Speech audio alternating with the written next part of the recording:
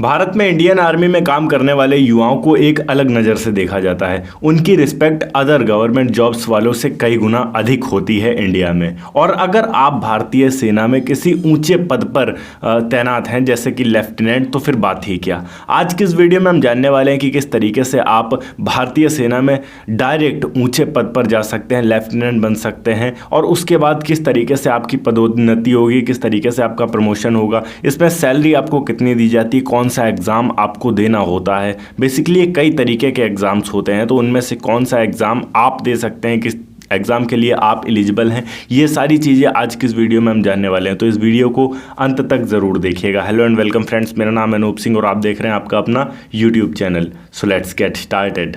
देखिए, आप अगर इंडियन आर्मी की ऑफिशियल वेबसाइट ज्वाइन indianarmy.nic.in पर जाएंगे तो ये सारी चीज़ें आपको वहाँ पर इंग्लिश में मिल जाएंगी, पर वही सारी चीज़ें मैं आपको हिंदी में बताने वाला हूँ यहाँ पे। चलिए हम सबसे पहले ये बात करते हैं कि लेफ्टिनेंट क्या होता है। भारतीय सेना में सबसे कम रैंक वाले ऑफिसर के पद को लेफ्टिनेंट कहते हैं। इनके अंडर में 40 से 60 सेना की टुकड़ी होती है। हालांकि टाइम के साथ इनका प्रमोशन होता रहता है, और यदि आप ऑफिसर एंट्री के तहत भारतीय सेना में जाते हैं, डायरेक्ट ऑफिसर बनकर जाना चाहते हैं, तो आप लेफ्टिनेंट के पद पर ही जाते हैं। उसके बाद ही आपकी पदोन्नति होती है। डायरेक्ट आपको कोई बहुत ऊंचा पद नहीं दे दिया जाता है। हालांकि लेफ्टिनेंट भी एक काफ़ी ऊंचा पद है, क्योंकि इस पद में आपको काफ़ी सारी सुविधाएं मिलती हैं, जैसे बीमा मिलेगा, परिवहन मिलेगा, आपको रहने के लिए घर मिलेगा, आपकी फैमिली के साथ में आप रह सकते हैं, आपको टाइम से सैलरी मिलेगी, आपका पीएफ कटेगा, और भी बहुत सारी सुविधाएं आपको मिलती हैं। देखिए, लेफ्टिनेंट बनने के लिए मिनिमम क्वालिफिकेशन यहाँ पर आपका +2 होना चाहिए। आपने अगर साइंस स्ट्रीम से किया है तो बहुत ज़्यादा बेहतर है, आप आसानी से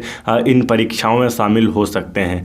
आपके पास मैथ होनी चाहिए 12th क्लास में अगर आप लेफ्टिनेंट बनना चाहते हैं। इंडियन नेवी भी आप ज्वाइन कर सकते हैं, या फिर इंडियन एयर फोर्स भी ज्वाइन कर सकते हैं अगर आपके पास साइंस और मैथ है तो। नॉर्मली 5 परीक्षाएँ होती हैं जिनके द्वारा आप भारतीय सेना में लेफ्टिनेंट पद तक जा सकते हैं। देखिए, सबसे पहली परीक्षा होती है एनडीए, जिसको कि यूपीएससी लोक संघ सेवा आयोग द्वारा कंडक्ट करवाया जाता है, और ये हर साल 2 बार कंडक्ट होती है, एक बार मई जून में और दूसरी बार दिसंबर और जनवरी में। तो यदि आप एलिजिबल हैं तो आप इस परीक्षा के लिए आवेदन ज़रूर करें और उसके बाद इस परीक्षा को दें। इस परीक्षा की आपको कठोर तैयारी करनी होती है, क्योंकि ये परीक्षा भी काफ़ी ज़्यादा कठोर होता है। कठोरता का अंदाज़ा आप इस बात से लगा सकते हैं कि इसका जो आयोजन है वो यूपीएससी करवाती है, जो कि पूरे भारत की सबसे कठोर परीक्षाओं का आयोजन करवाती है। दूसरा ऑप्शन होता है, यदि आपने 12th कर लिया और आप इंजीनियरिंग कर रहे हैं तो आप यूनिवर्सिटी एंट्री स्कीम एक चलती है, उसके तहत आप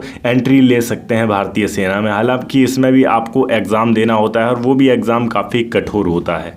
और तीसरा तरीका भी एनडीए ही है, पर वो एनडीए होगा तब जब आप अपने ग्रेजुएशन के लास्ट ईयर में होंगे, उस वक्त आप एनडीए का एग्ज़ाम दे सकते हैं। देखिए, दोनों में थोड़ा डिफरेंस आता है। अगर आपने 12th के बाद एनडीए एग्ज़ाम दिया है तो आप बहुत ऊंचे पद तक नहीं जा सकते हैं, पर अगर आपने ग्रेजुएशन के बाद एनडीए एग्ज़ाम दिया है तो आप सेना की सर्वोच्चतम पद तक भी जा सकते हैं। यदि आपके पास +2 में मैथ साइंस है तो आप टेक्निकल ग्रेजुएट प्रोग्राम कोर्स को पूरा कर सकते हैं, और इस कोर्स के बाद भी आप इंडियन आर्मी में एज एन ऑफिसर एंट्री ले सकते हैं। वहीं इन सब के अलावा भारतीय सेना में एज एन लेफ्टिनेंट प्रवेश लेने के लिए आपके पास टेक्निकल एंट्री स्कीम का भी सुनहरा मौका रहता है।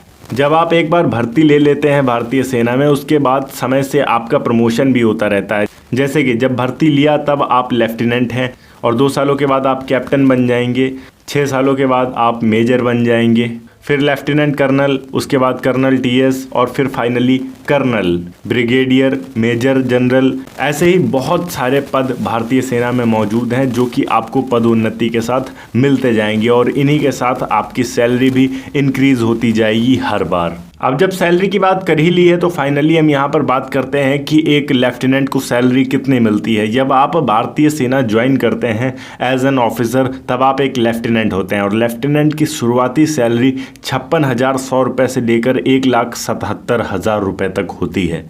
जब आप कैप्टन बनते हैं तब 61,300 से लेकर 1,93,000 रुपये तक आपकी सैलरी जाती है। मेजर बनने पर 69,400 से लेकर 2 लाख रुपए तक आपकी सैलरी होती है।